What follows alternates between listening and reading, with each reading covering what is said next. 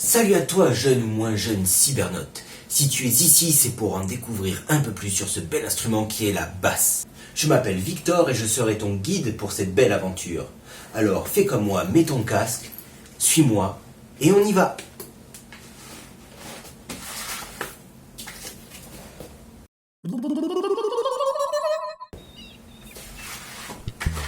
Nous sommes à Seattle, ville dans laquelle Paul Tuckmark a commencé à inventer les basses électriques entre 1934 et 1936. Basses qui malheureusement n'ont pas eu un grand succès. Les gens n'étaient pas encore prêts pour ça. Donc c'est parti pour la suite.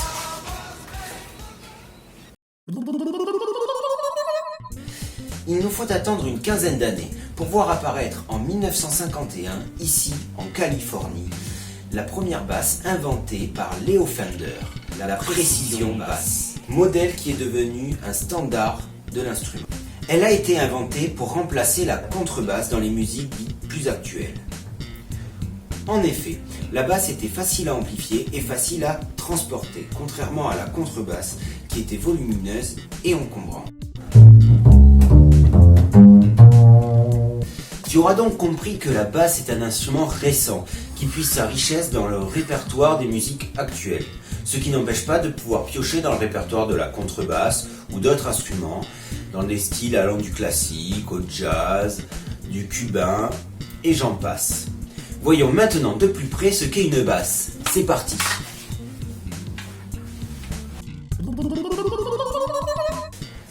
Nous allons donc voir maintenant les différents éléments qui composent la basse.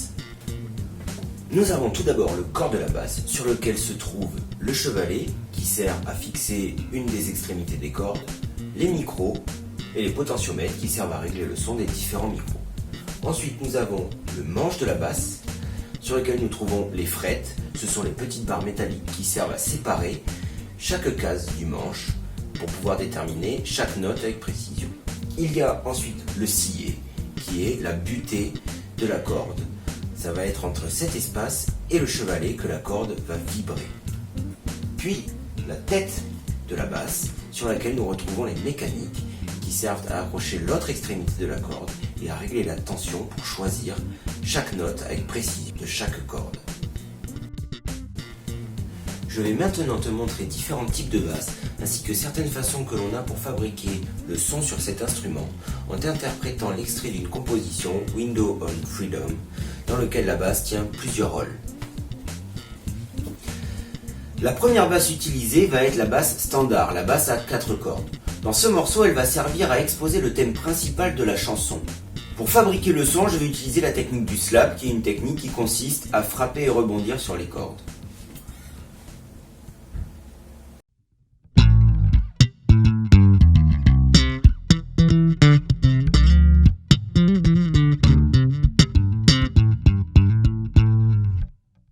La deuxième basse utilisée dans ce morceau va être une basse dite fretless. C'est une basse qui n'a pas de case, un peu comme sur la contrebasse. Ce modèle a deux autres particularités. Il a plus de 4 cordes, il a une 5e corde, et il est ce qu'on appelle headless, il n'y a pas de tête avec de mécanique. Donc le système pour pouvoir accorder les cordes se retrouve à l'arrière de la basse au niveau du chevalet. Sur ce morceau, elle va tenir le rôle de la basse à proprement parler. Elle va soutenir le côté rythmique et harmonique du morceau. Nous allons utiliser la technique standard pour jouer de la basse, le jeu au doigt.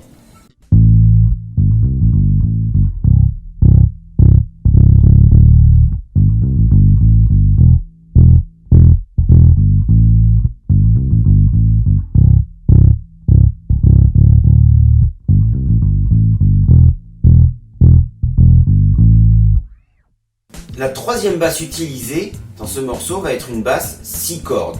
En effet, depuis plusieurs années, la limite de 4 cordes pour la basse a été largement dépassée. Il existe des basses 5, 6 cordes, mais encore 9 cordes, il n'y a pas vraiment de limite à ça.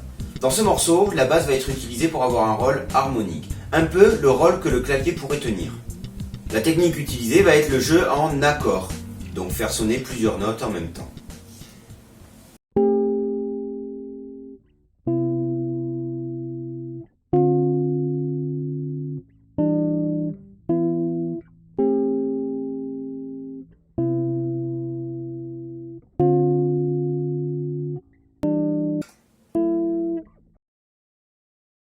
La quatrième basse utilisée pour ce morceau est une basse piccolo.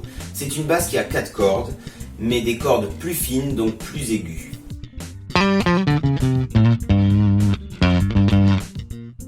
Dans ce morceau, elle aura le rôle que pourrait tenir une guitare. Nous allons donc jouer en accord, comme la basse précédente, mais avec une main droite en rythmique.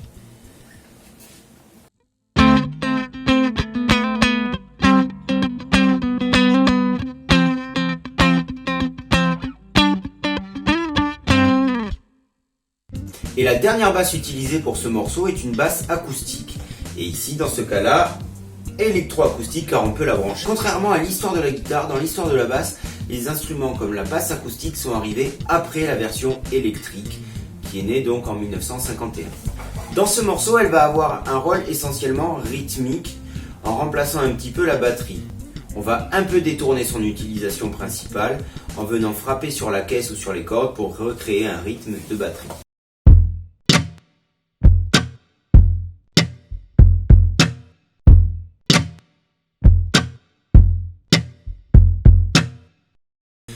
Comme tu as pu le voir, cet instrument est donc très complet et très riche, tant par la forme qu'il peut prendre que par les sonorités que l'on peut en tirer. Nous allons donc maintenant mélanger tout ce que nous venons de voir pour pouvoir t'interpréter un extrait de notre morceau Window on Freedom.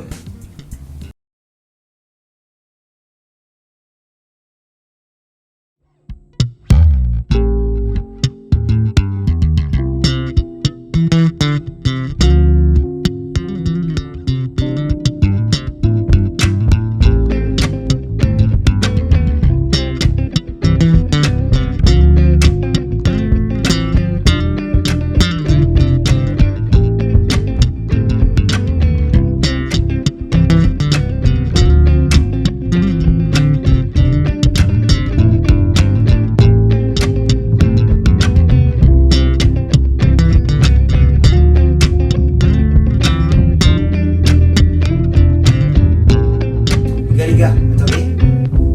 Toi, vous entendez pas? Quoi? Ça, une contrebasse. Ah ouais.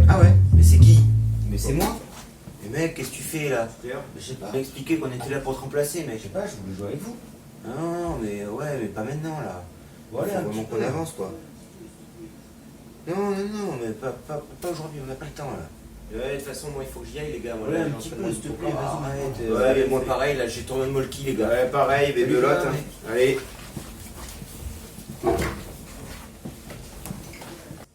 Donc, c'était l'extrait de Window on Freedom. Si tu veux retrouver un morceau dans son intégralité, joué essentiellement qu'à la basse, tu peux cliquer sur ce lien. Ou sinon, si tu t'abonnes aujourd'hui sur ma chaîne YouTube, tu pourras trouver dans quelques semaines l'intégralité du morceau interprété aujourd'hui. À bientôt!